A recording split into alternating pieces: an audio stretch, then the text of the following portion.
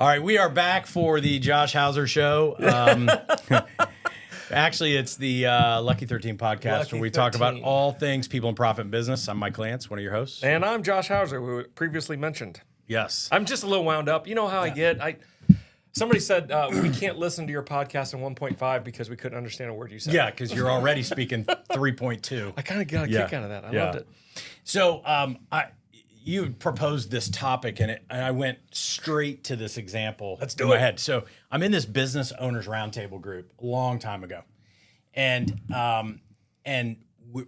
imagine the room. There's 12 of us business owners sitting in there, and the whole idea is we're coming together and we're helping each other solve each other's issues and all this kind of stuff. So we had this one guy come in, and he said, what's the biggest issue in your business? And he goes, well, I feel like my office manager is stealing from me. And so we spent 30 minutes. Now, mind you, the combined income of the people in the room isn't small. Yeah. And so we help him solve this good issue, dollar figure which was pretty much, you need to go fire this person, right? So Petty cash is gone. We feel like we helped. And then we come in the next month, and we're like, what's your biggest issue? And he goes, well, I feel like my office manager is stealing from me. And we're like, oh, okay. And so we kind of try to help him out again. And then we come in the next month, and what's your biggest challenge? He goes, well, I think my office manager is stealing from me. And one of the other guys in the room just went off, like just absolutely went off. Yeah. Swearing, cussing, like, are we still dealing with this? You know? It was the biggest issue in his business, and yet this guy refused to solve it. So it either isn't the biggest issue in your business, or you've got fear, or something's going on.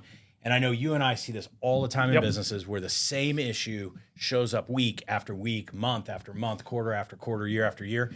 And for whatever reason, a business is unwilling to identify it and solve for that and put the thing into place. So we're going to talk about IDS in a sort of shorthand. Let's solve problems, and let's put a methodology behind it. Let's actually put some concrete. If we do this, then this, we'll get to it. Does that sound good? Yeah, and I think IDSing. It's a EOS term. thing. Yeah. Identify, discuss, solve problems. But one of the things I love about the IDS process is when you look at an L10 meeting, which is your weekly meeting, and whether you use EOS or you're using Scaling Up or you're using a homegrown business, it doesn't really matter.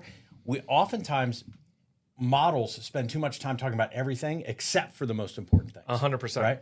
And where, at least with EOS, in a 90-minute L10, like 30 minutes is everything else, and an hour is solving problems. Correct. Right? Yeah, it's intentional that way. So how do you decide, in the EOS model, how do you define an issue? So first, I'm gonna try to simplify this for everybody, because one of our core tenets is we got to simplify. And so if you're listening, writing in your car, just pause, talk to your auditor. It's the 3 Ps of what we got to focus on. It's people, process, and profit. Mm-hmm. Anything that's affected or will affect people, anything that's affecting or will affect a process, or anything that's affecting or will affect profit needs to get elevated to your list. Those automatically, if you got 20 issues on your list, if you just simplified it down and boiled it up and said, okay, these are our Ps for the day, that at least will get that started. Does that resonate with you? Yeah, in the way of I mean, you're the certified implementer, so I'm certified. Yeah, and so you're welcome. Yeah, I've always thought about it also as basically what are the biggest things that could stand in the way of you accomplishing your strategic plan. That's it. And if you can get a finger on that and then start prioritizing from there. So let's dive in. Yeah. So the IDS steps. So let's first thing you got to do is whose issue is it? Yeah. So when you put an issue on a list, you own it until it's somebody else's issue. So don't say, well, this isn't my issue. That's one of the worst things I hear. So you got to start with the issue is, and maybe it's your department, that the sales department is struggling, but you got to identify where the issue is coming from. And so we don't spend enough time just getting real clear on that, because I see companies have to follow up with, okay, who is this affecting? And what? Pause all that. Get this done right away. The issue is affecting the sales department. The issue is affecting our leadership team. The issue is affecting our culture. But get to the whose issue is it first. Does that resonate so far? Yeah. So I'm a little confused. Please. Which, I mean, I love it. We'll use smaller words. So is it about who? When you say whose issue is it? Is it who is it affecting, or is it who is it causing? Who's causing it? Both. I'm bringing it because it's affecting so and so, and this is where the cause is coming from. Yeah. Does that make sense? So it could be. I'm bringing this. It's all about hiring because I'm the head of sales, and recruiting isn't getting me enough salespeople. So I'm bringing the issue, but it could be a recruiting issue. I love it. And then what you just said is you led me into the next part. And who's accountable? So I might see the issue, but I might not be the accountable one for it. Okay. So I'm bringing the issue, but the hiring team, I need them to take the accountability on this. So I'm going to bring the issue for a solve, but the accountable party needs to sit. And usually it's got to be somebody in the room. Don't please talk about an issue with somebody not in the room. We're not going to do secondhand issues. Yeah. What can we solve in the room? So who's accountable to that? Does that resonate so far? Yeah, but I think it could also, I mean, if you've got a executive team that's not open and honest, that could create that's where you got to get problems, there. right? You got to get there. Yeah. And so somebody in the room has to be willing to say, hey, we're not being open and honest. So I need you to listen with intent, and please just say what I heard you say is, and then be honest. Whose issue is it, and who's accountable for it? And that accountability question is so important, because what happens is we always say, don't bring me an issue, don't bring me a problem. I'm sorry. Don't bring me an issue, bring me a problem. Don't bring me a problem, bring me a solve. There it is. See, I'm a little hyped up on Mountain Dew. However, I might not have the solve, but you're accountable for the solve, so I'm bringing you the issue because I want to solve it with you, not for you to solve it for me. And there's a big difference between saying solve it for me and solve it with you. Good so far? Mm-hmm. So then the next step of that is, and then we got to identify what type of issue it is. So it sounds something like this.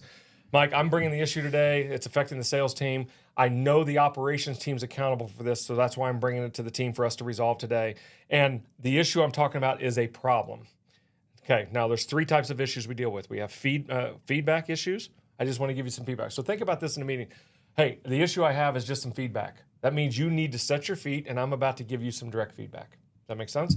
The issue I have is just information. That means, okay, I'm just going to get my brain filled with something I need to remember later. Or the issue is we have a problem to solve. Now that's telling your brain to flip on, I need to get into critical thinking and get ready to solve the problem. See how those 3 things are so clear? Are we giving feedback? Set your feet. I need you to hear this because I love you. We got information. I need you to write this down and then translate and share with the team. Or this is a problem. We're going to talk about the kinds of problems here in a second. But this is a problem, and I love this word, that we need to solve. Notice, not to fix. We need to solve. Yeah. Okay. And what do you find that how often when you might be in a session where someone might say, hey, this is a feedback, I need you to set your feet and hear this feedback, and it's actually a problem that needs to be solved? Well, if you start that's on the delivery, right? Your intuition of giving feedback might have been right, but your delivery caused a problem. So that's just working on, great leaders are great communicators, right? And they understand how I need to deliver it in a way that you can accept it. And so I always ask, are you open for the feedback? Don't just give feedback if you're not open. Yeah. So does that make sense? Yeah. Are you open for some feedback? Because that's the issue I'm about to bring up. If you're not, let me know when you are, because I don't need to turn feedback into a problem. Yeah. So let me give an example so that we can dive in. So I show up and I say to the finance department, right? I say, listen, we're not getting bills paid to our vendors. I want to give you feedback, Josh, my CFO. We're not getting bills paid to vendors fast enough. And so my salespeople that are on the street, they're hearing a lot of heat about this, or our fulfillment people are hearing a lot of peace. I just want to give you that feedback. And so I would follow that with, is your team on top of a solve for that? Okay.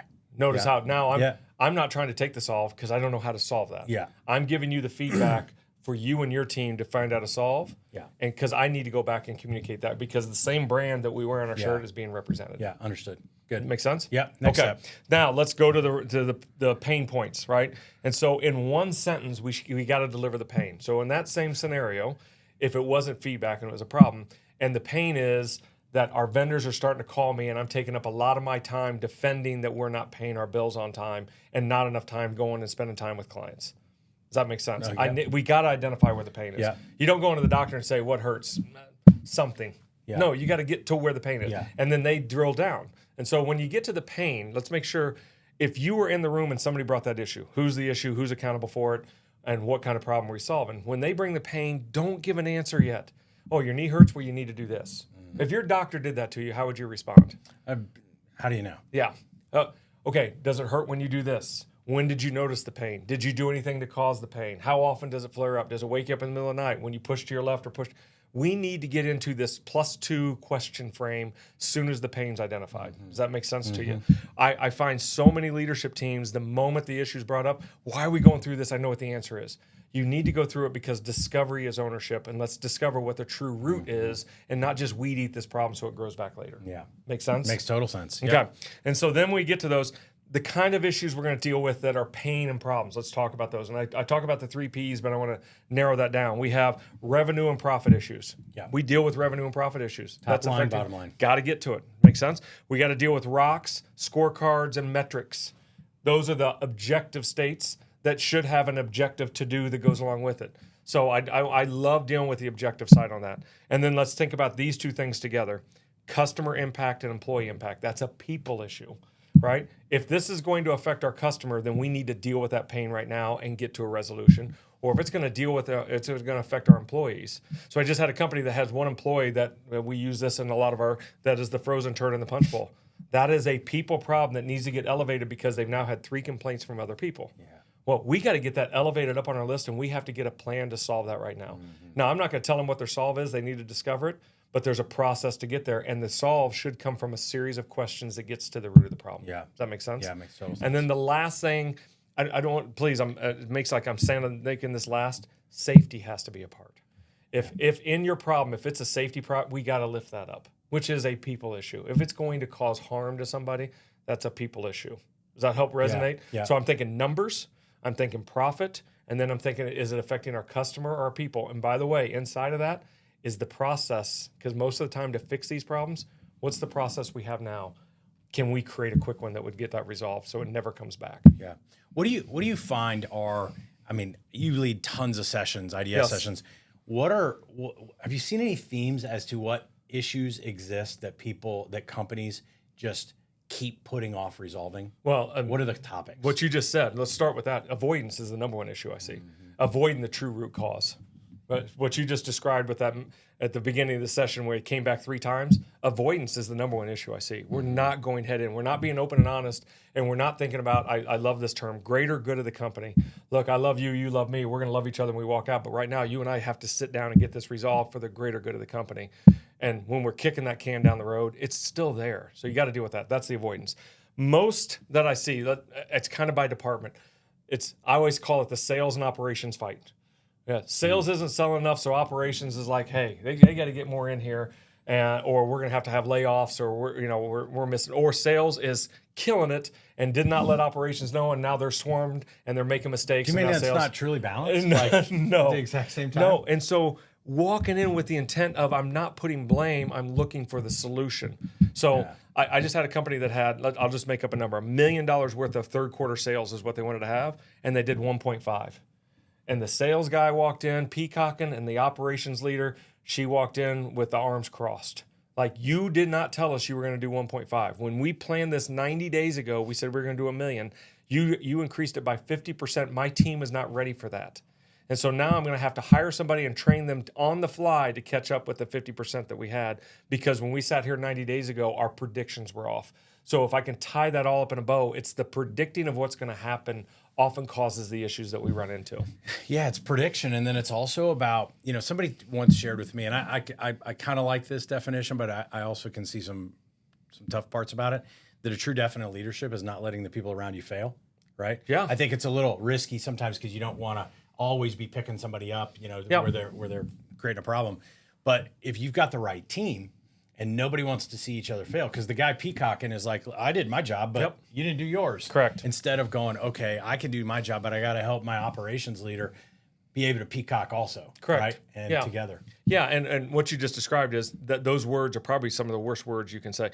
Although I want you to do your job, we can't live on, well, I did my job, you didn't do yours. That's right. It's how do we do our job better together? Because it is a relay handoff. Let's just call it what it is. I don't care if it's a service or a product. It is get them to the door, through the door, and out the back, and hopefully they come back through the cycle again. Yeah. Does that make sense? Yeah. Those are 3 phases, and all the while you got this finance person making sure that there's enough money that we can get them back through the door and still keep the lights on in the business. Yeah. And so you got to be in conjunction, and you got to lean into and listening to the other parties that have an outside view in your room, in your leadership team that gives that, because the D in that conversation is discuss. The discussion's not all the, well, I heard Joni did this and Chachi did it. I don't care about that. I want to dig to the root of the question and then discuss what's the possible solves. Yeah. So people think the discussion part in IDS is discussing, everything that goes into it. I think that's the question part. That's the curious part.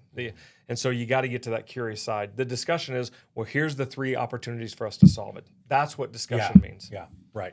Okay, and then what does a good solve look like? Yeah, solve should always end with a to-do or to-dos. that's going to happen within 7 or 14 days that will clearly remedy the situation. Might not remedy it immediately, but it puts it on the path to remedy. At least have a first domino in action, right? And so I love when you walk out, okay, what is our first, or I like to say, what is our best first next step? Understanding we have this issue right here and we got to solve this. What's our first, and then who's going to take it? And then these 3 words have to be said. I got it. Yeah. So what happens is we'll assign, Mike, here's what I need you to do. I need you to call Chris and have a conversation with him and come to an agreement. Notice I didn't say an expectation. Come to agreement of what our timeline is going to look like. Let's have a mutual timeline agreement over the next 3 weeks. Yeah. Okay. You come back the next week. I really wasn't sure what you guys wanted me to do. Blah, blah. I need you to say I got it. Yeah. I got it means I understand what done means, not I'm going to go do what I think done means. Does that make sense? And so when you assign a solve, that solve should be followed with a to-do with the words I got it. And then if I got it isn't had, then we pause and make sure you understand what done means. That's where I see a lot of the solve problems are, is not that we didn't assign the to-do, we didn't agree upon what done means. Does that make sense to you? Yeah.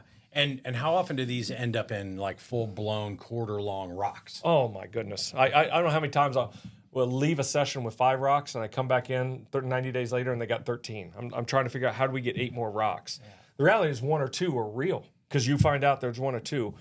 Most of the extra rocks I find are because they're kicking the can and not dealing with it immediately because it's painful. And I will choose short-term pain all the time for long-term gain. However, in a quarter, you might find a 6-week issue that you did not know was festering. You got to be willing to put it on a rocks list. You got to be willing to put it on a milestone timeline, and you got to be willing to check in each week on track or off track. Yeah, good. One of the things that and maybe you can give a couple of pointers here. I think we all agree that a best case scenario, you should use an implementer to implement whatever system you're using because they're experts at it and all that. But the reality is that a lot of the IDS things come up in between the time that you're working with an implementer. So they come in for, in a weekly L10 or something like that. Any advice to whoever is the integrator that's running those weekly L10s about how to get really good at being the compartmentalized conversation is critical, right? So 1-year goals, 90-day rocks, we all get that side. Yeah. But then you have the issues you deal with long-term and short-term. Yeah. And do you have a long-term issues list that you're trying to solve something that really isn't going to impact you for the next 2 or 3 months? Right. That might be better spent on long-term issues when you have a designated longer than 1 hour time, which would be in a quarterly session. Yeah. And I find my teams that are really thriving are dealing with their long-term issues at one time. I hardly see their short-term issues. And I love that about those teams because they're dealing with their short-term issues because they're going through this process. They're identifying it, getting to if it's a feedback or an info, and then they're getting to true solves. Yeah. And the ones that they realize, you know what, we need a third party to facilitate this. And more importantly, we need to be in the right mindset because you can't go from solving something that you need this week to something you got to solve 2 months from now. Your brain won't function like that. Yeah. And just the integrator having, I call it the maturity, and make sure I'm cautious on that. The maturity to say, this isn't what we need to be solving right now. Let's put that on our long-term issues. Now, you might get a L10 where you have 20 minutes at the end of the session, and you're like, hey, let's take one of those long-terms and see if we can work on it now. Yeah. That's maturity. Okay. Yeah. But I love, and you're not kicking the can on that. You are actually intentionally putting it in a place and setting a time, a clear future date that we're going to solve that problem on that day. Yeah, yeah. And I think what's so important is that if you're an integrator inside of an organization or you're the COO or whatever you call yourself, getting really good at this IDS, are there any resources out there that... Go, please. No, yeah. I mean, my brothers and sisters in the EOS world, I love them. I got a face for radio. That's why we do podcasts. But they do tons of recordings. There's tons of things you can go onto LinkedIn. I would recommend following a Justin Mouse or there's a litany out there. Mike Gruley, I can go through a list of names. Walt Brown. Yeah. But if you go in and just type in EOS IDS on YouTube, you're going to get a ton, and you're going to get. What you're going to get is about 80% of all the same core training. Yeah. But then you get that 20% nuance that one of those are going to speak to you and be like, that's the person. Yeah. Yeah. I think that's an important thing because we can identify the problem isn't necessarily saying that there's a problem. Yeah. That's easy. But it's in the solve. Yes. To me. And I think it requires a skilled hand on top of that. And they're not always going to have the implementer because they're coming in once a quarter. So integrators getting really good at IDS solving. I know that was a big challenge. For our organization as we were running on EOS. Love it. And what you just described, you got to have the will set to put the issue on the list, but you got to have the skill set to get it off. Yeah. And so you got to identify which one you're struggling with too. Yeah. A lot of, if you don't have the will to put it on there, that means you got a trust factor you got to deal with too. Good. So I would challenge, the way I'd wrap this up is I would challenge all of our listeners, if you're a business owner or you're a department head or whatever, just take a minute and ask yourself, what is the biggest issue that exists, the biggest problem that exists right now that is going to keep us from accomplishing our strategic plan? And then the next time you have your leadership team together, go back, listen to this podcast, follow the steps, and see if you can come up with a solve. Oh my gosh. And once you get one, the domino effect will happen with the other ones. Yeah, for sure. Well, we'll continue on next episode. We'll continue the top 10 commandments I love of issue solving. We'll dive into that a little bit as well. Awesome. So, thanks, Appreciate Josh. it, man. Yep, you bet.